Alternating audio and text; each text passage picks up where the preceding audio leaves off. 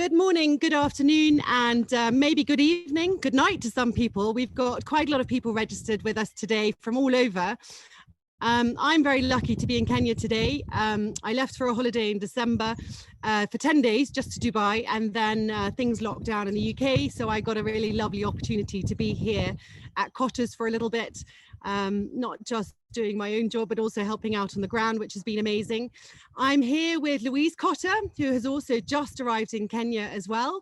So she's sitting in our explorer's tent, and right beside me here, I've got Enoch, who is one of our silver guides, and behind we've got Letelet, who is our very famous forager and medicinal. Well, he was actually a hunter-gatherer, but we're going to find out a bit more from Enoch and Letelet and our team behind us. We've got Mzee Kenyaika, who's going to be leading some bow and arrow session, just to give you an idea of activities.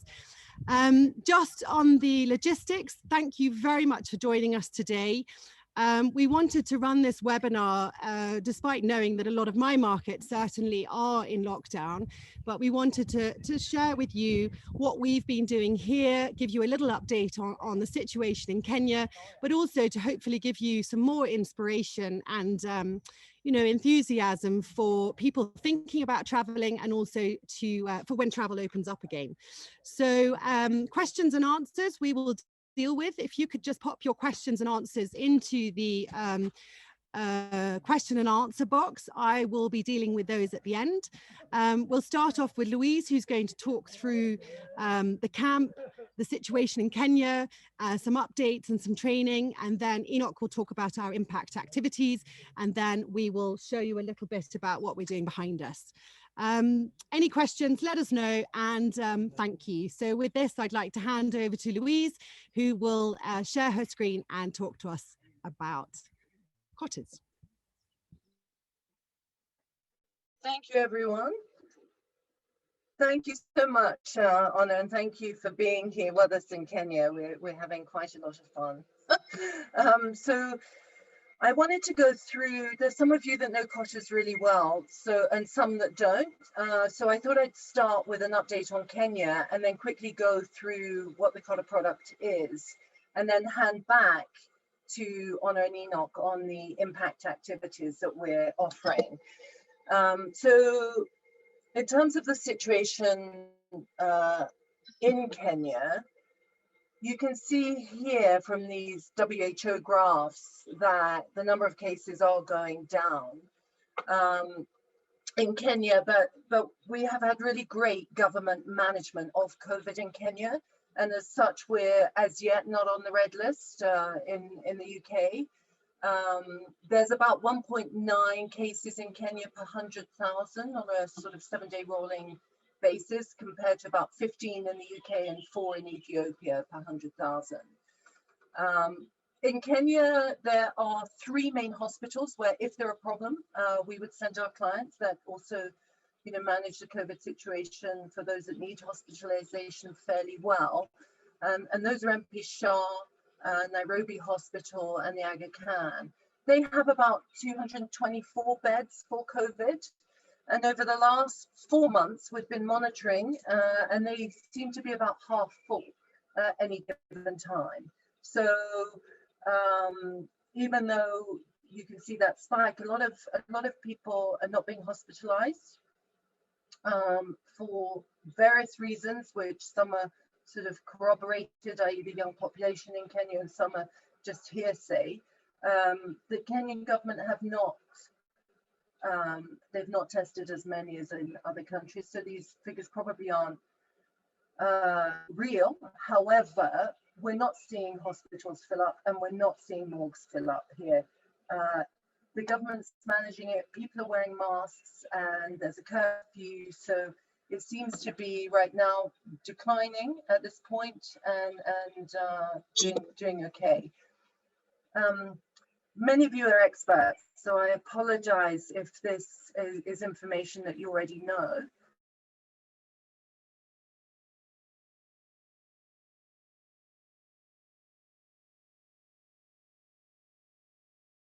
Of insurance that also includes COVID coverage and includes insurance for countries where the government has restrictions, like you can have an FCO advisory there's still insurance policies that are out there that cover both.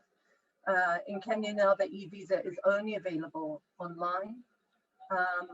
Recommend definitely a medevac policy. Flying Doctors, AMREF do a great one here that's also COVID specific.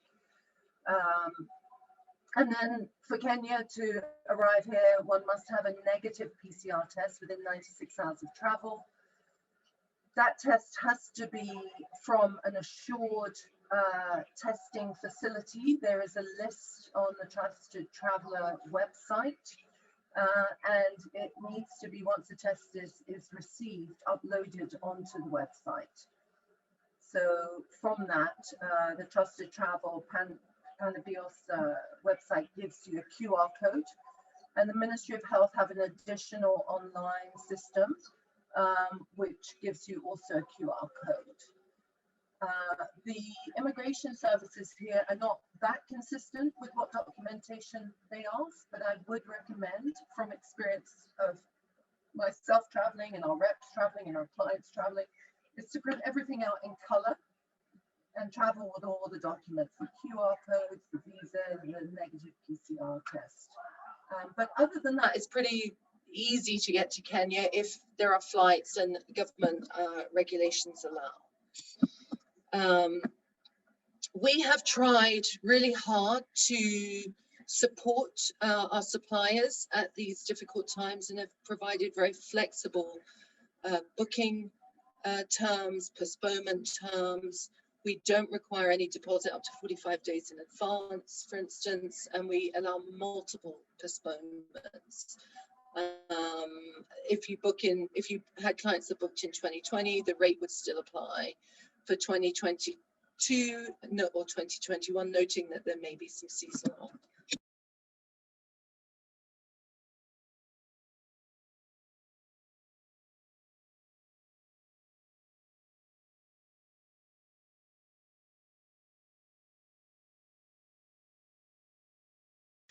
We're able to PCR tests either in Nairobi or camp. We do need some time in advance to arrange testing at camp, and the results can take up to 48 hours. We also have, for guests coming here, a free initial online virtual doctor system in case it's needed. And of course, our team, we've got a team in the Mara and also in Nairobi, will help as much as we can within our capacity, should there be need for any help. I mean, we've been open since 1st of August, and touch wood, things have been pretty good here. I won't use the term positive. So in terms of Cottars, I'm going to be quick because I'd prefer actually you had more fun with Honor and Lechelet. So we're in the far southeast corner of the Masai Mara in Kenya.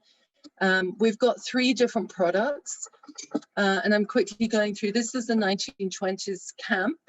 We've just done a refurb of the mess tent, the explorer's tent where I'm sitting, in a honeymoon tent. So these are some of the images of our camp now. The 1920s camp, which has 4 family tents and 4 standard tents.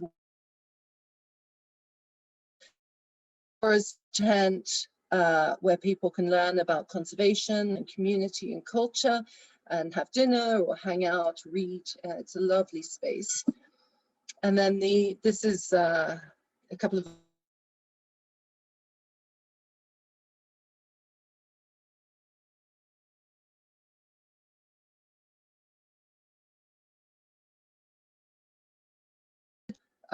you know, there's plenty of beautiful camps, but I would hope what we're known for is being still fun.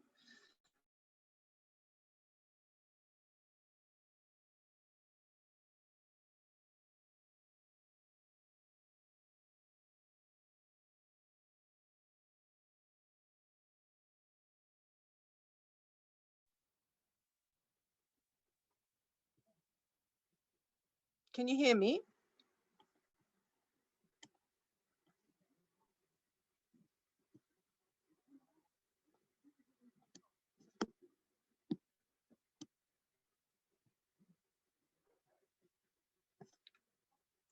Can you hear me?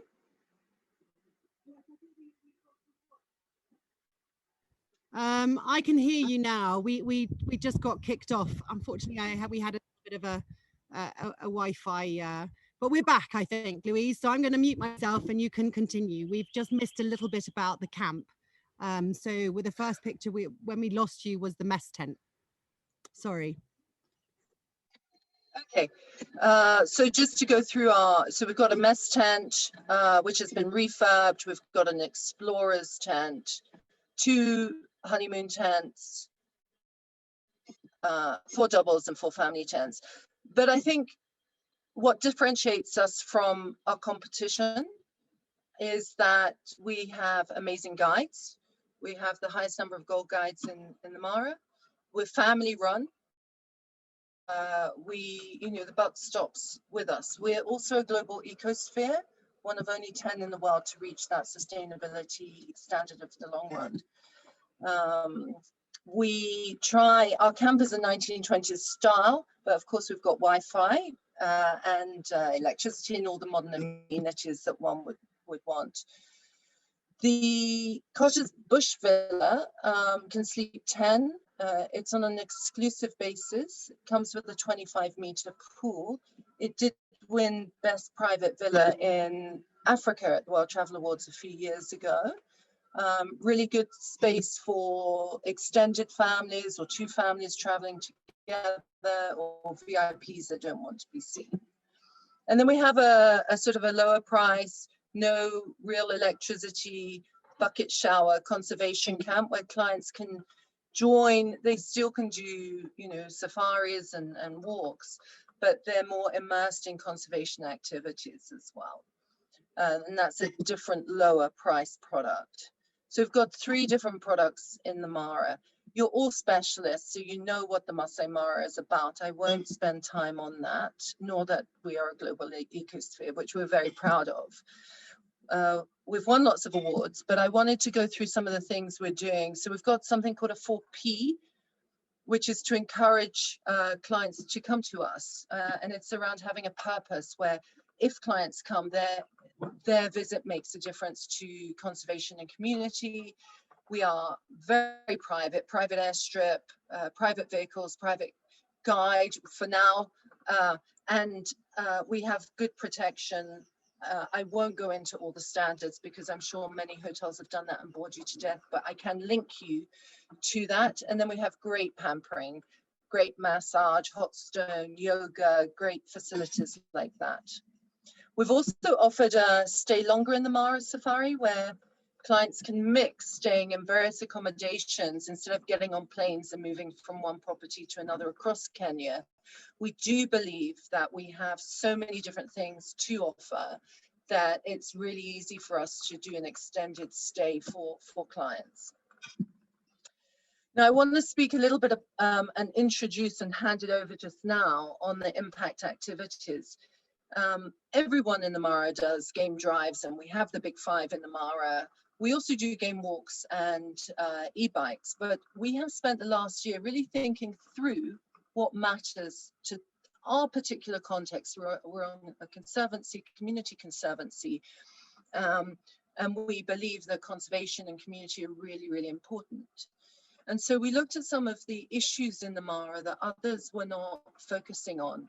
For instance, half of the vulture population has been decimated, and we believe that we can provide these additional activities and make a story about a vulture as interesting as a lion, or a story about a pangolin as interesting.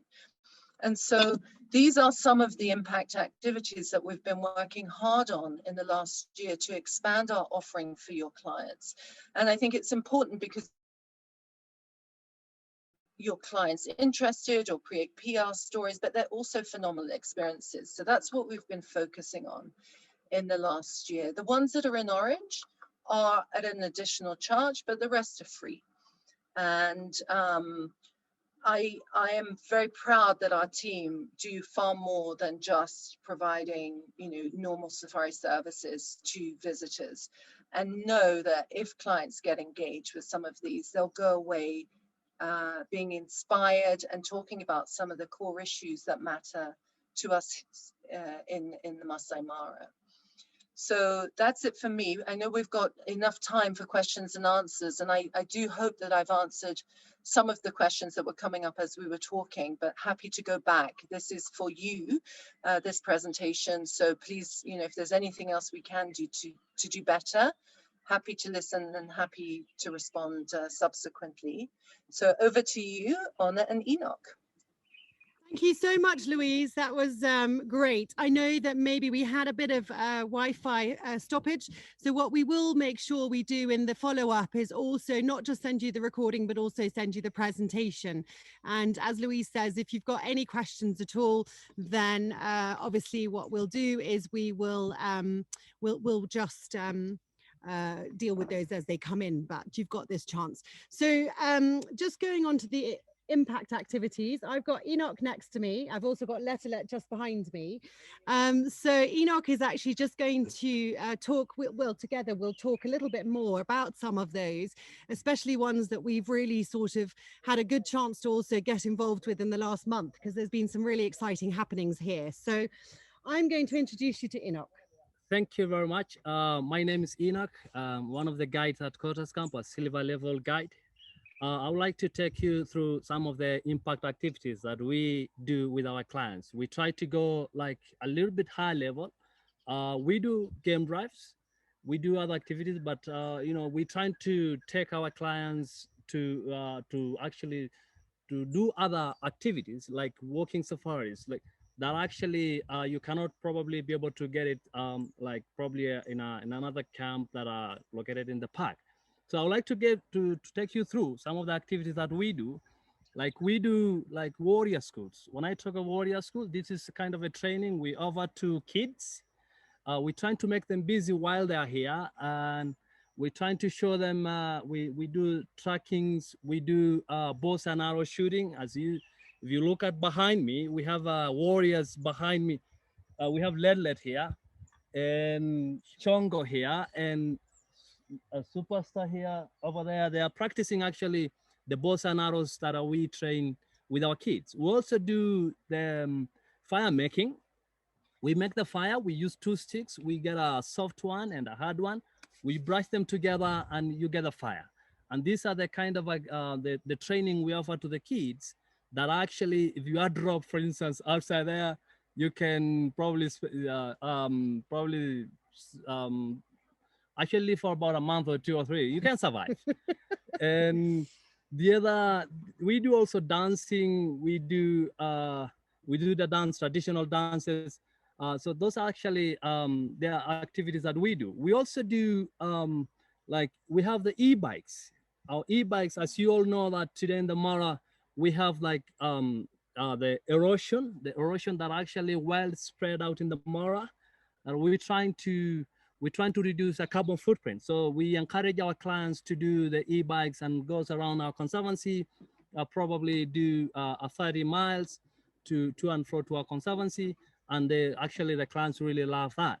So we're trying to encourage them to do that too.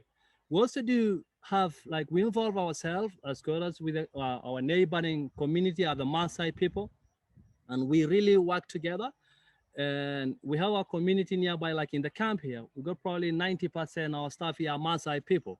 So we happily working together with them, and we go visiting Maasai villages. And this is, we're trying also to let our clients interact with the Maasai people back in the villages and show them this is the only tribe in Kenya that are still actually practicing up with their cultural stuff. If you go around Kenya today, like 42 tribes, only the Maasai people that are still sticking up with their culture. So for clients, it's an opportunity. When they come here, the only thing they know is safari and Maasai. And we're trying to take them to their cultural villages and interact with the locals. We have also the community, as I talked before, surrounding us are Maasais, and we got probably 90%, as I mentioned before, are Maasai people, and we're trying as well as to cooperate together. Where are we sitting now? We're sitting in a one conservancy called Olderkesi Conservancy, whereby we got where the camp is, we got actually, it's an animal wildlife corridor for wildlife, elephants migratory corridor. So we're trying to actually save the area because we got like probably 3,000 to 4,000 elephants moving over this particular area for about yeah, every year. We also do like stargazing. We also do stargazing, and sometimes African has got clear nights. That sometimes our clients sometimes we got very interesting clients that I like to study about the sky. And while we are sitting on the campfire there, enjoying drinks, we're trying to identify some of the stars that are actually, visible at that particular time. We also do, we got a pangolin. Pangolin is a scale anteater. It's a scale anteater, and this animal is actually has got the most trafficking animal in the world. And the pangolins in our area here, we got about 2 weeks ago, we got well, like 3 or 4 identified dens around the conservancy, and we put actually the camera traps, and we were very successful. We got to study one because we got like right at the entrance, we got like the pool, and we break it, and you see like it's really a pangolin because like the pangolin eat the ant. So if you break it and you see little tiny ants, and that definitely will tell you that's a pangolin. So we are very lucky. We got like 3 or 4 camera traps that actually we put on those dens. And about 2 weeks ago, we got really nice sightings. We also got rhinos, like where we are, this kind of a terrain, we have black rhinos that are well actually spotted about 5 days ago in our area here. And they were actually captured too. We put a camera track we're gonna see them actually mingling around the area. We also do, we got foraging with the wild food. And if you look behind me, behind the camera here, we have Letlet. Letlet is a medicinal man. And most of the time we involve our clients, we go around and trying to forage for wild food. I'm gonna pick some of the forage food that, well, we got, like if you're gonna see this, we call this is wild asparagus, and this is saw palm, or you call it Simenia americana, and this is another species for another subspecies for wild asparagus. So we got this, and our chefs are very happy actually like to use this an ingredient, natural ingredients to make some flavored, like the food flavor. Like for this one, wild asparagus, our chefs use this to make, the mashed potatoes. They mashed potatoes and give a little flavor. And here, don't forget to mention the other one here. This is Carissa edlis. The Carissa edlis is another very important plant. For Maasai people, we use this, we eat the fruit. And the roots we also use as a medicinal. But actually in the kitchen here, our chef actually infuses into the berries you see here, they used to make the sorbet, and which is very interesting, very tasty. And well, actually, so this is about the kind of the forage food that we have around, and we are very happy to have Letlet here. It's also a hunter and gatherer. And this is the smallest group that are left because the hunter and gatherer, for some of us who really don't understand this much, this is a small group of Maasais. They secluded themselves aside, and they go in the bushes just eating meat of wildlife. They're not after any trophies. No. They're just eating meat of zebras and all that. And Letlet here, well, actually today there's no room for that. So Letlet, we are happy to have Letlet here. And again, has got a documentary. Letlet has got about probably 9 million followers. This guy is a celebrity. So we are happy to have him around here. So these are the kind of activities that we do offer to our clients. We also have like in the quarters here, we have the Vulture Rehabilitation Center. And as we know, the vultures in the entire Mara are actually today going into extinction. About 90% of the reported cases of vultures that are actually falling under the poisoning. People are poisoning when lions go hunting cows in the villages. The Maasai people probably intending to poison that cow, but they don't know that they're gonna affect the entire system. The vultures, because this is a kind of a recurring poison. So the vultures will go, the jackals and all that. And the vultures, as we all know, they play a very important role in the Masai Mara ecosystem. Without these vultures, because I call them the Mara cleanup squad, because these guys, they do a very important role. Whatever that is more valueless to our animals is more valuable to vultures. So these guys, without them, we are actually in trouble. So today we have very few vultures around, especially like the white-backed vultures, the rupel-driven vultures. These ones actually are actually disappearing, and this is through this poisoning cases. So we're trying, like in our quarters here, we have a rehab a center for the vultures. So far, probably we managed to save probably 20 vultures that actually were poisoned in the other side of the Mara. And we get them and we actually put in our rehab center here, and they recovered slowly and we release them. And this way, we involve our clients to do this, and they're very happy. Some are very, we got a lot of clients that are very keen on bird watching, and they are very happy to involve in this kind of activity. Yeah, so we also have wild dogs. I don't know if some of you knows about the wild dogs. The wild dogs in the Mara, this is the wild dog was actually misinterpreted, because the wild dogs are kind of also falling under the endangered species. Because there before, in early 90s, people will actually get a misinterpretation about these dogs. They said, well, the dogs transmit diseases and people shoot them. They transmit rabies. And actually in those days, they just shoot them. And today, we are likely that around where we are, at Cottar's Conservancy, the little groups that are actually coming up slowly found in our area here. And at least we see them once or twice a year, which is very good. So, and this is also a kind of a very rare sightings that we have around.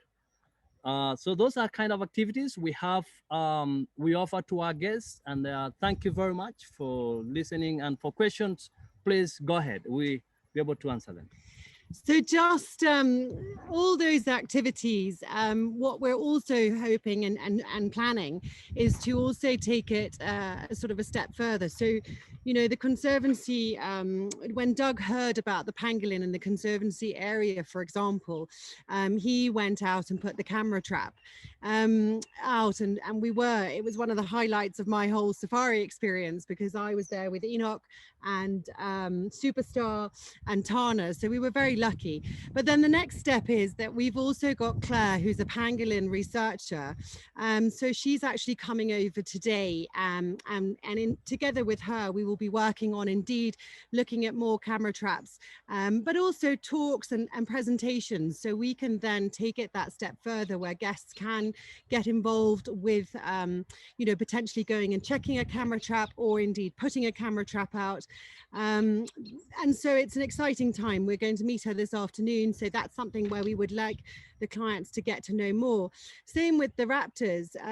There is the Kenya Birds of Prey Trust and the Mara Raptor Project. We had a morning where we went out with a young guy called Lemaine, who is so passionate. He tried all sorts of things, but actually ended up with the raptors. And the idea is that he's so passionate because he's going all around the Greater Mara area, and he's observing, he's helping everybody.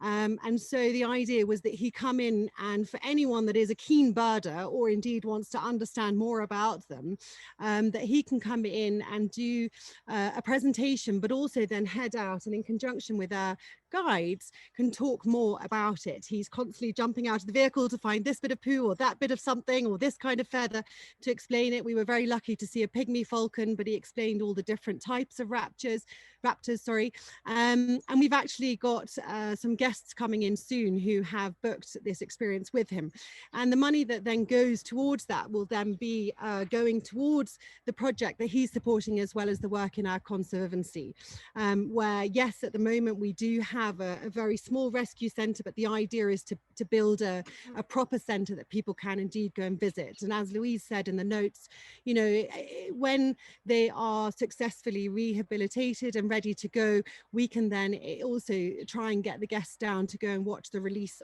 of them, the successful release of them. So the idea is that with all of these activities, you know, the guides have all got their own particular interests. Enoch is actually a fluent Spanish speaker, which is also very useful to know, but he also has a particular interest in insects. You know, others are and birds. Sorry, I should say birds as well.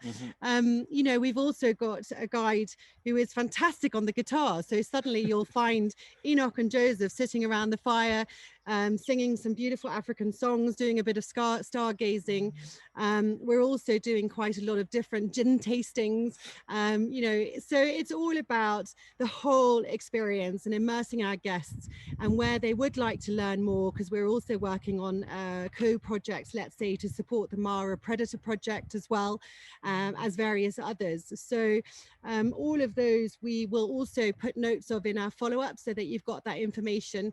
But likewise, if you have guests with really specific interests, let us know and talk to us, because then we can always, you know, work out a really nice plan for them to just get to know a bit more about it. So yes, we encourage people to walk out with Let. I have to say that whilst Enoch has talked about the Warrior School being great for kids, it's just as brilliant for adults. So I have had lots of fun doing my bow and arrowing. It's probably not perfect yet. But anyway, I think, you know, we could all keep talking, but it's just amazing to give you an idea. And not to forget one vital thing that we're also well known for, and that's our bush baths. So there is always time for a little bit of relaxation, where we either surprise guests or they can plan them every night if they wanted, but for a bush bath in their room with a nice glass of something, enjoying the view. So for now, what I'd like to do is just ask if there are any questions. We're going to be following up with the presentation, the recording, the impact activities, a link to our image gallery. But if there are any questions, I would love to hear them. We had one already, which Louise has pretty much answered. It was about families, family tents, which we've covered, the facilities and the activities for kids and teens.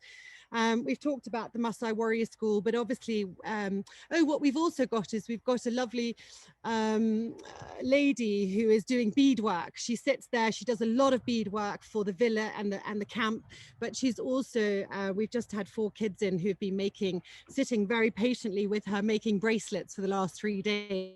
So we've got a lovely little beadwork centre, but we're also trying to engage them into education about the area. So we've got a seed balling programme where we encourage the guests to take that out as well.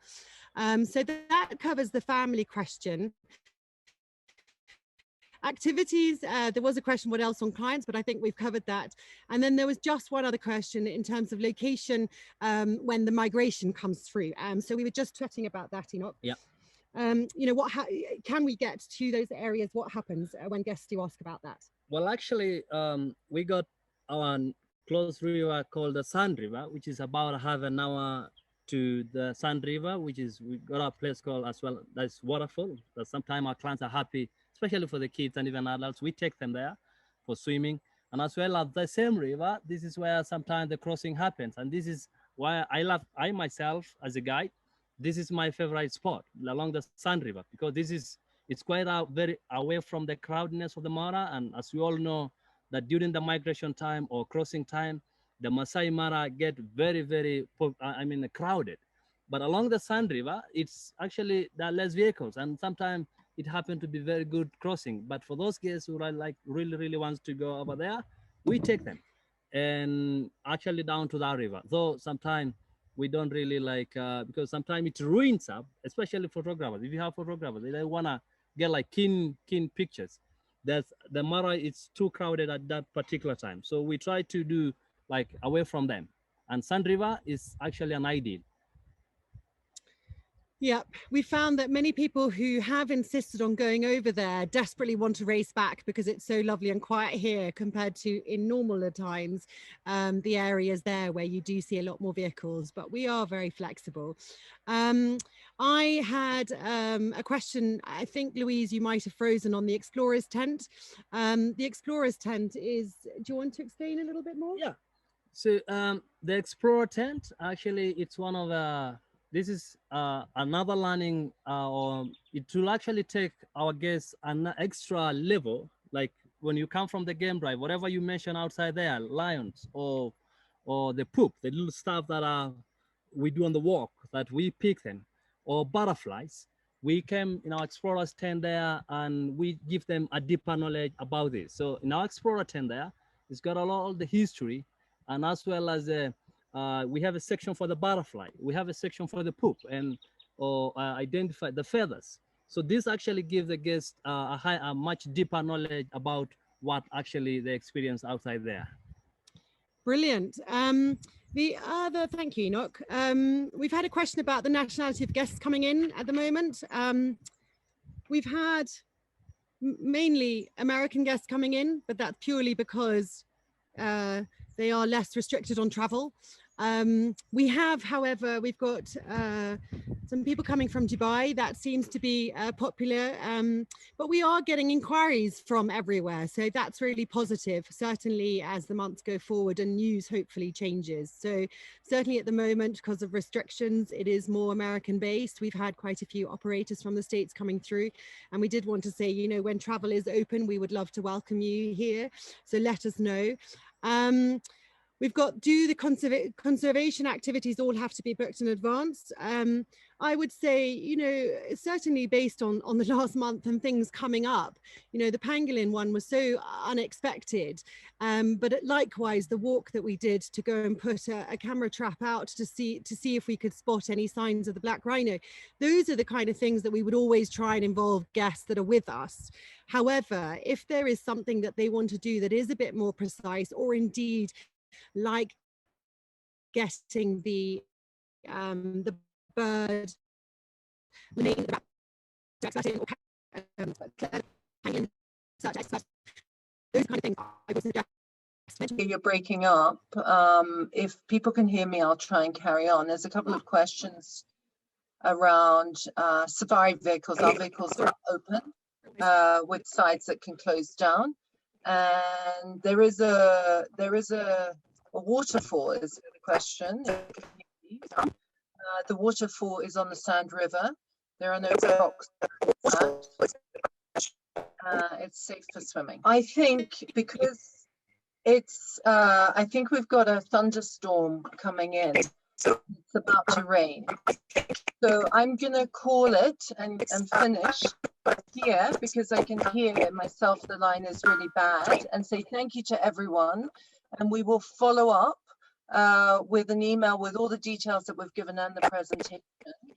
And please do get back to us for any questions you have. We really appreciate your support. And I'm sorry to cut it short, but I do think we've got a thunderstorm, because I can hear it. Thank you. Bye.